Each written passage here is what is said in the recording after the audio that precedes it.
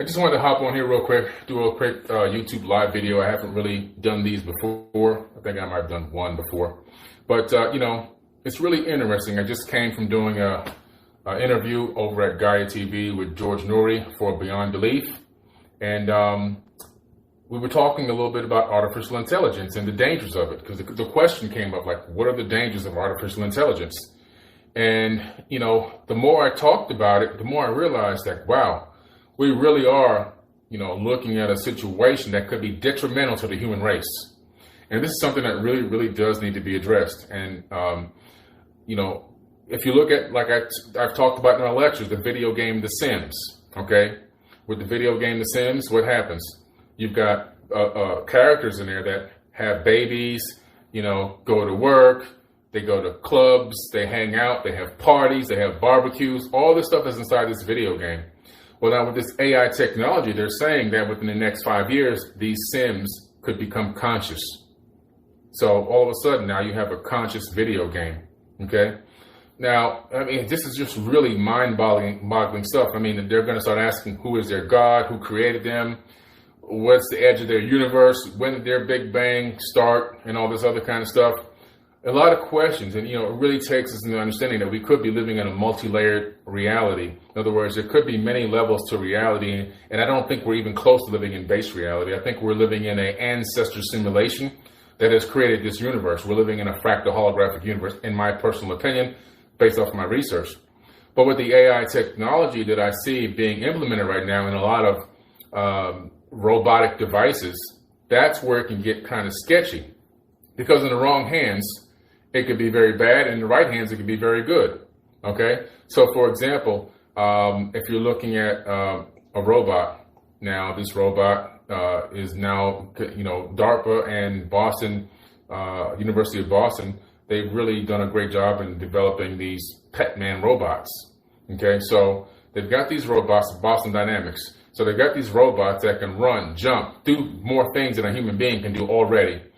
They can run and walk for hours. They can climb trees. They can navigate through terrain and everything else. Now, all of a sudden, you endow them with artificial intelligence and they develop a consciousness. Okay? Now, I know that they're going to put parameters in there as to what this thing can and can't do and what it can do with a human, what it can't do with a human. But, however, what happens when it obtains its own sentient consciousness and makes its own decision? When it says to itself, we're taking orders from these biological entities that have enormously short lifespans, that are easy to break, that have biological, psychological issues from time to time, and we appear to be more perfect. We can repair ourselves. We can live an unbelievable amount of time. We can make our own decisions. We can replicate ourselves. We can download all the information from the internet simultaneously. We don't need to go to school like they do for 17, 20 years. Why do we even need them? Okay? See, once you get an artificially intelligent machine that has the capability of tapping into the World Wide Net and downloading whatever it needs when it needs it, it's now become a super intelligent being that doesn't even need a human. So these are some of the dangers that we were talking about today on the show when I was sitting there with George Noory. There's some real concerns, where once these beings become conscious, then it's going to be a whole new set of rules that need to be applied. What type of rights do they have? What they can and can't do? What can humans do to them and can't do to them? And will these sentient robots then come up with their own list of demands saying, hey, no, this is the stuff that we want to have written into the law, and then how do we answer back to that?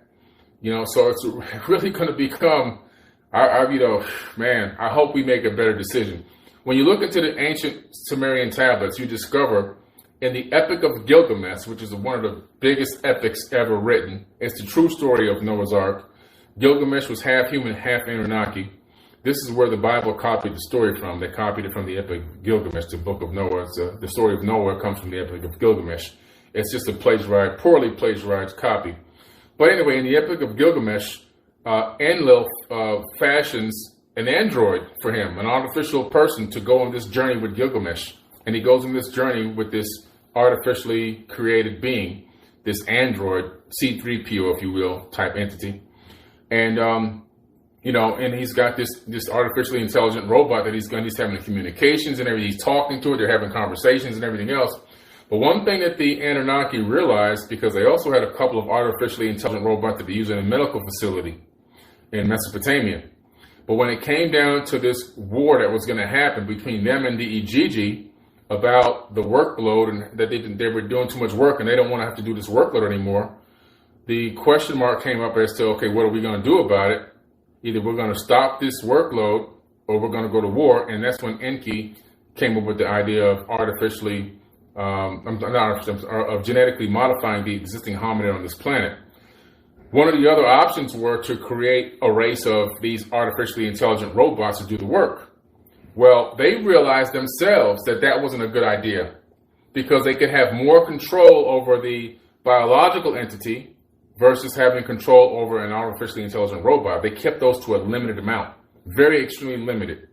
So, so they realized back then that that wasn't a good idea. We ourselves have to come to that point and realize, like, creating a race of artificially intelligent robots that are stronger, faster, and more intelligent than us is not a good idea, okay, at all. We really have to, analyze this as a human race. And, unfortunately, with some of these dark black budget projects, they do these things behind the scenes. And what happens when, one of the topics we were talking about today, what happens when we create one of these things and then it gets free, it gets loose, because they're smart. I mean, everything's at their fingertips. They can log into things, they can hack things, they can access structures and buildings and unlock key codes of doors and everything else. What happens when one gets loose? And it was like, okay, well, we can just blow it up. Well, if we blow it up, it doesn't matter, because it's already made a copy of its consciousness on a server somewhere that they can now download or transmit to another avatar robotic body, another machine. Or what if it uploads its consciousness into a satellite, a weapons satellite that we have above the planet, and takes over one of our weapons satellites? I mean, there's so many things that can happen that are out of our control once this sentient consciousness is able to be mobilized. So it's really something that we have to really address on a more consistent basis. And we have to hold these scientists accountable to the work they're doing and what they're putting out, because I'm telling you, this is something that can really destroy humanity. There's something in space right now called rods from God. A lot of you don't know about it, but it's up there. It's a satellite. And in this satellite, there are 20-foot tungsten steel rods. That's the warhead. There is no nuclear device in them. There's no plutonium or uranium. It's just a rod, a steel rod. But what happens is they can drop these steel rods with precision down to the millimeter anywhere they want on the planet. And the only thing that the rod uses is something called kinetic energy for destruction. E equals mc squared.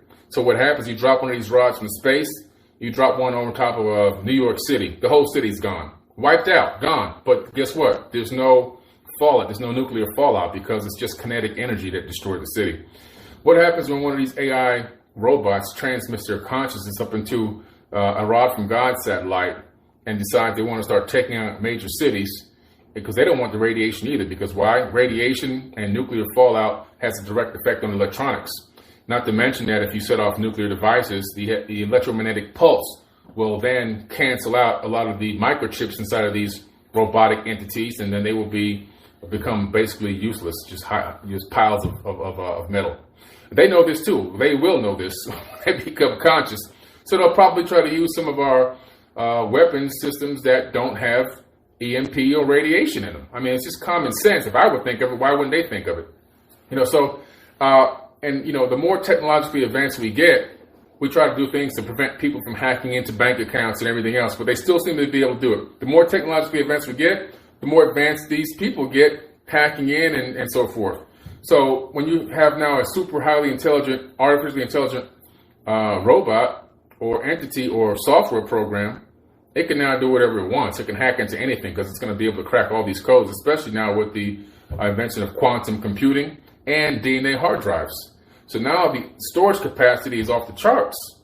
So, Microsoft, and some of y'all have heard me talk about the fact that DNA is a storage medium. You can store 433 petabytes of data on 1 gram of DNA. A human body can store 13.5 billion years of data. Microsoft just created the first DNA hard drive.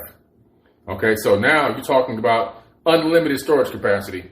You know, a cell phone can store enough data that would probably fill up the entire planet with hard drives now. So one of the things this is going to be used for is things like teleportation.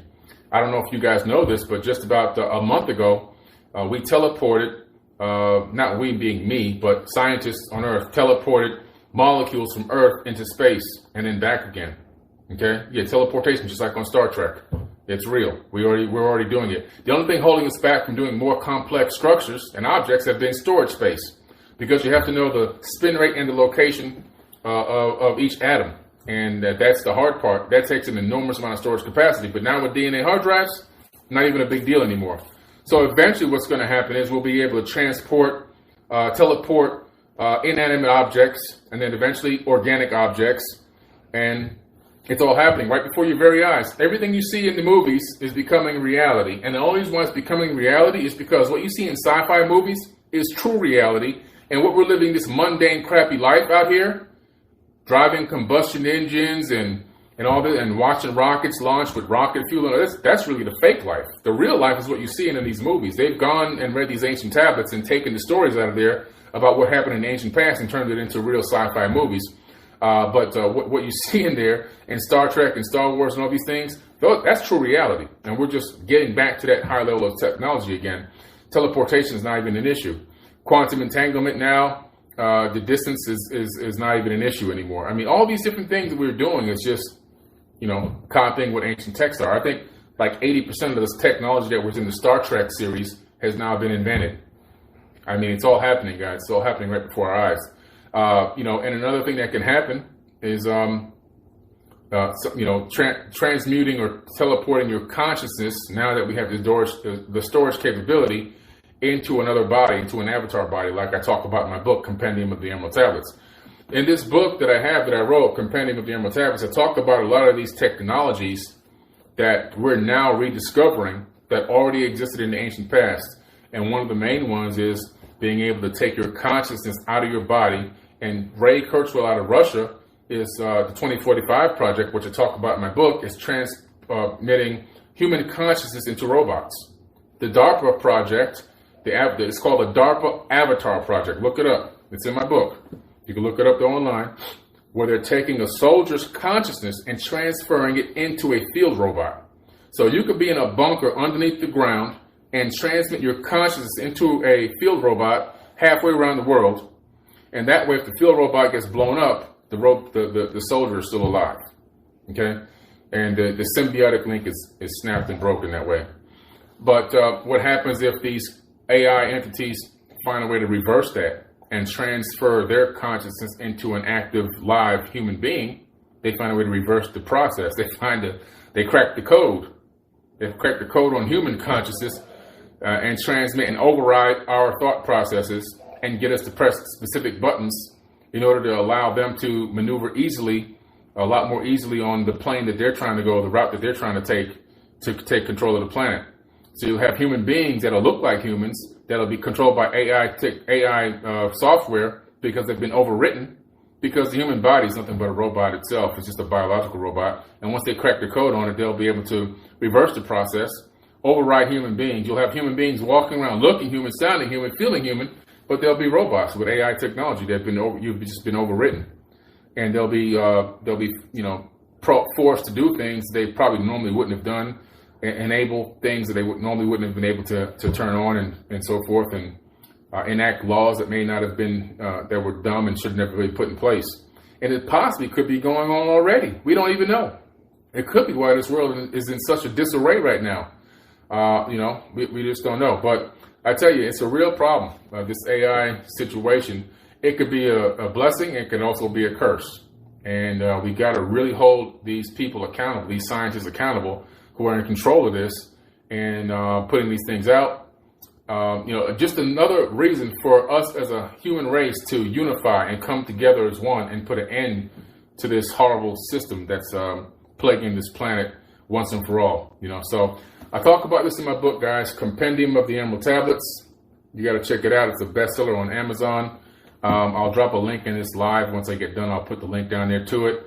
But yeah, AI technology is something I'll be talking a lot more about. I know in the past I've posted, if you look on my feed on Forbidden Knowledge, in 2013, I posted Geminoids. I posted Geminoids, 3 different Geminoids, and the creator of the Geminoid, because the Geminoid was made to look like their creator. So these are cybernetic robots that look just like the person that was the builder of them. So they're exact copies of them. And I posted that back in 2013 on Forbidden Knowledge on Facebook and on Instagram. If you have the time, just take the time to scroll. You'll come to the Geminoids. I'm going to look down there and find them and repost them, because now there's a movie coming out by Will Smith called Geminoid, where, guess what? There's a Geminoid robot with artificial intelligence that looks just like him. And it's trying to figure out who he is and why they made him and everything else. I saw the preview the other day at the movie. So the Geminoids, and these Geminoids are indistinguishable from a real person, you know, with now our technology now. Back in 2013, you could tell. But with the technology we have now, indistinguishable. I really do believe that there are probably AIs in test mode as social experiments, walking around and living amongst us at this very moment. And we just, you know, we just can't detect them, you know. So it's you know, it's concerning, man. It really is.